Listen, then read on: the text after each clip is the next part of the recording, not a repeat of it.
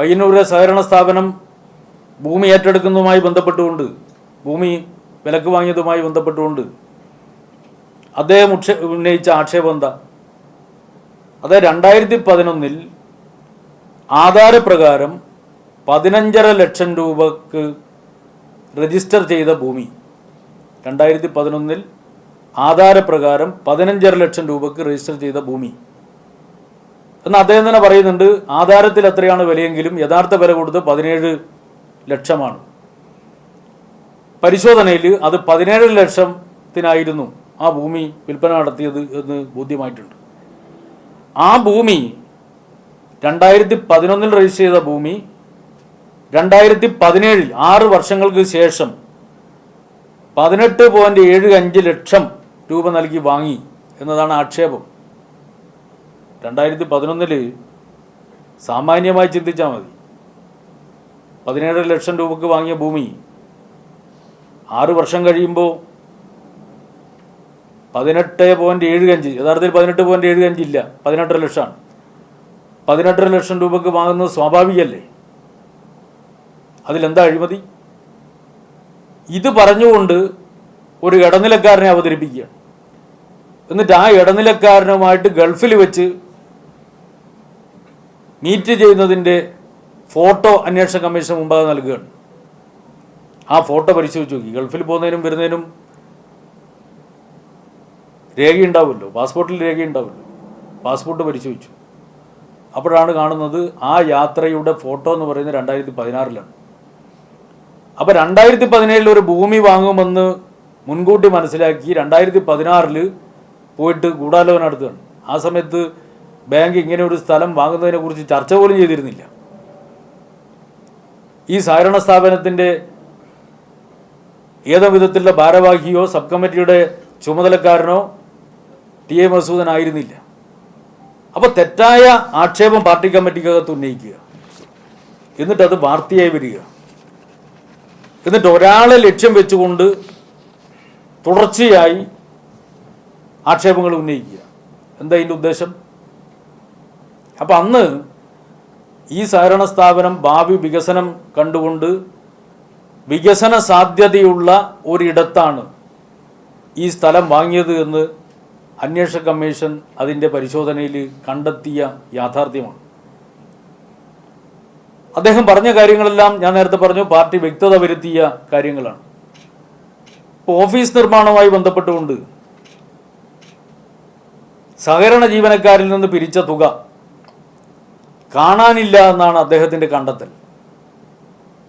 ഇതുമായി ബന്ധപ്പെട്ടുകൊണ്ട് അദ്ദേഹം ഇത്തരമൊരു ആക്ഷേപം ഉന്നയിച്ചപ്പോൾ 3 ഏരിയ കമ്മിറ്റി മെമ്പർമാരെ ഓഡിറ്റർമാരായിട്ട് പാർട്ടി ഏരിയ കമ്മിറ്റി നിശ്ചയിച്ചിരുന്നു. ആ ഏരിയ കമ്മിറ്റി ഈ ഓഡിറ്റർമാരോട് എല്ലാ രേഖകളും വെച്ചുകൊണ്ട് പരിശോധിച്ചു. ഓഡിറ്റർമാരായിട്ടുള്ള 3 പേർ, ഇൻറ്റേർണൽ ഓഡിറ്റർമാർ. അതിൽ അദ്ദേഹം പറഞ്ഞില്ല 70,47,374 രൂപ കൃത്യമായിട്ട് വരവ് ഇനത്തിൽ രേഖപ്പെടുത്തിയിട്ടുണ്ട് എന്ന് കൃത്യമായിട്ട് ഓഡിറ്റ് റിപ്പോർട്ടിലുണ്ട്. പക്ഷെ അദ്ദേഹത്തിൻ്റെതായ രീതിയിൽ പുതിയ കണക്ക് അവതരിപ്പിക്കുകയാണ് ചെയ്യുന്നത്. അപ്പോൾ ഓഡിറ്റ് റിപ്പോർട്ടിൽ ഉള്ള കാര്യം, ആ റിപ്പോർട്ട് പാർട്ടി ജില്ലാ കമ്മിറ്റി പരിശോധിച്ചതാണ്.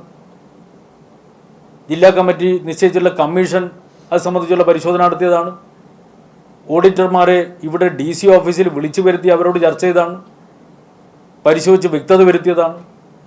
അതാണ് അദ്ദേഹം പുതിയ കാര്യമായിട്ട് ഇപ്പോൾ വീണ്ടും അവതരിപ്പിക്കുന്നത്. റെസീറ്റ് കാണാതായ വിഷയം, ഇപ്പോൾ റെസീറ്റ് അച്ചടിച്ചപ്പോൾ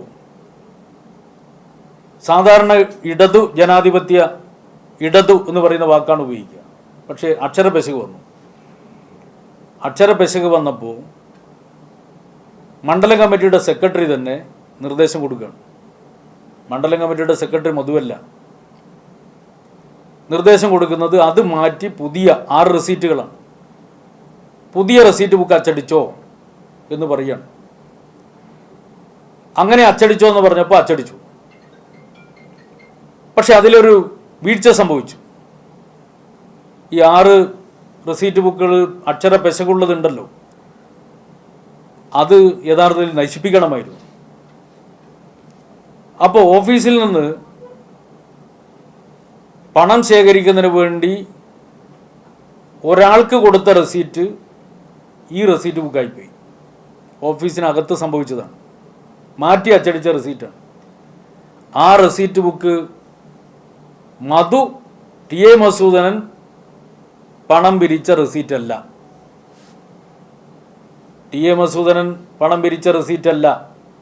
ഈ രണ്ട് റെസീറ്റ് എന്ന് പറയുന്ന സംഗതി ഉണ്ടല്ലോ, ആ രണ്ട് റെസീറ്റിൽ രണ്ട് തരം റെസീറ്റ് എന്ന് പറയുന്ന ആദ്യം ഒഴിവാക്കിയ റെസീറ്റിൽ പണം പിരിച്ചത് ടി.എ. മധുസൂദനനല്ല. ഓഫീസിൽ നിന്ന് കൊടുത്തപ്പോൾ ഒഴിവാക്കിയ റെസീറ്റ് എടുത്ത് കൊടുത്തുപോയി. അപ്പോൾ അതിൻ്റെ ഭാഗമായിട്ട് പണം പിരിച്ചത് മറ്റൊരു പാർട്ടി നേതാവാണ്. ആ പിരിച്ചതിൻ്റെ കണക്ക് കൃത്യമായിട്ട് ഓഡിറ്റ് ചെയ്തിട്ടുമുണ്ട്, പാർട്ടിക്ക് ലഭിച്ചിട്ടുമുണ്ട്. പക്ഷെ എന്താ, ഇത് വെച്ചുകൊണ്ട് രണ്ട് തരം റെസീറ്റ് അച്ചടിച്ചു, ഇത് പണപ്പിരിവിൽ തട്ടിപ്പ് കാണിക്കാൻ വേണ്ടിയാണ് എന്ന നിലയിലുള്ള പ്രചരണമാണ് നടത്തിയത്. പാർട്ടിക്കകത്ത് ഉന്നയിച്ച കാര്യങ്ങൾ വിശദമായിട്ടുള്ള പരിശോധനയ്ക്ക് വിധേയമാക്കി. അപ്പോൾ ഈ കാര്യങ്ങൾ പരിശോധിച്ചപ്പോൾ പാർട്ടി കണ്ടത് ഈ ഓഫീസിൽ പ്രത്യേകമായിട്ട് മണ്ഡലം കമ്മിറ്റി മെമ്പർമാർക്ക് ഈ കണക്ക് സംബന്ധിച്ചുള്ള ചുമതല നൽകിയിരുന്നില്ല. ഓഫീസ് സെക്രട്ടറി വിശ്വസിച്ച് കാര്യങ്ങളെല്ലാം ഏൽപ്പിക്കുകയാണ് ചെയ്തിട്ടുള്ളത്. അപ്പോൾ അദ്ദേഹം അത് വേണ്ടത്ര ഗൗരവത്തോടെയല്ല കണ്ടിട്ടുള്ളത്. അപ്പോൾ അതിൽ ചില റെസീറ്റ് ബുക്ക് നഷ്ടപ്പെടുകയും ചെയ്തിട്ടുണ്ട്. അത് ശരിയാണ്, നഷ്ടപ്പെട്ടുവെന്ന് ആദ്യഘട്ടത്തിൽ പറഞ്ഞിട്ടുള്ള ഒരു റെസീറ്റ് ബുക്ക് സഖാവ് ടി.എ. മധുസൂദനെ ഏൽപ്പിച്ച റെസീറ്റ് ബുക്കായിരുന്നു. ആ റെസീറ്റ് ബുക്ക് പിന്നീട് അദ്ദേഹം തന്നെ ആ ഘട്ടത്തിൽ തന്നെ അദ്ദേഹം പറയുന്നുണ്ട്, തിരക്കിനിടയിൽ പുസ്തകത്തിൻ്റെ ഇടയിലോ മറ്റോ പെട്ടുപോയതാണ്, അത് ഞാൻ നോക്കി കണ്ടെത്തി തരാം എന്ന് പറയുന്നുണ്ട്. പക്ഷേ പിന്നീടുള്ള അന്വേഷണത്തിൽ അദ്ദേഹം തന്നെ ആ റെസീറ്റ് ബുക്ക് കണ്ടെത്തി പാർട്ടി ഏൽപ്പിക്കുകയും ചെയ്തിട്ടുണ്ട്. അപ്പോൾ ടി.എ. മധുസൂദനന് കിട്ടിയിട്ടുള്ള റെസീറ്റ് ബുക്ക് കൃത്യമായി പാർട്ടി ഏൽപ്പിച്ചിട്ടുണ്ട്. എന്നാൽ ചില റെസീറ്റ് ബുക്ക് നഷ്ടപ്പെട്ടു പോയിട്ടുണ്ട്. ഇത് വിശദമായിട്ടുള്ള പരിശോധന ഓഡിറ്റർമാർ നടത്തി. അപ്പോൾ റെസീറ്റ് ബുക്ക് നഷ്ടപ്പെട്ടു, ആ ബുക്കിൽ ആരെങ്കിലും ഏതെങ്കിലും വിധത്തിലുള്ള പണം രേഖപ്പെടുത്തിയോ അല്ലെങ്കിൽ പണം പിരിച്ചിട്ടുണ്ടോ എന്നുള്ള ഒരു തെളിവും പാർട്ടിയുടെ മുന്നിലില്ല. ഓഡിറ്റർമാർ ഇത് വിശദമായ പരിശോധന നടത്തി. ഇത് ഓഫീസ് സെക്രട്ടറിയുടെ ഭാഗത്ത് വന്നുള്ള ഗുരുതരമായ വീഴ്ചയാണെന്ന് കണ്ടു.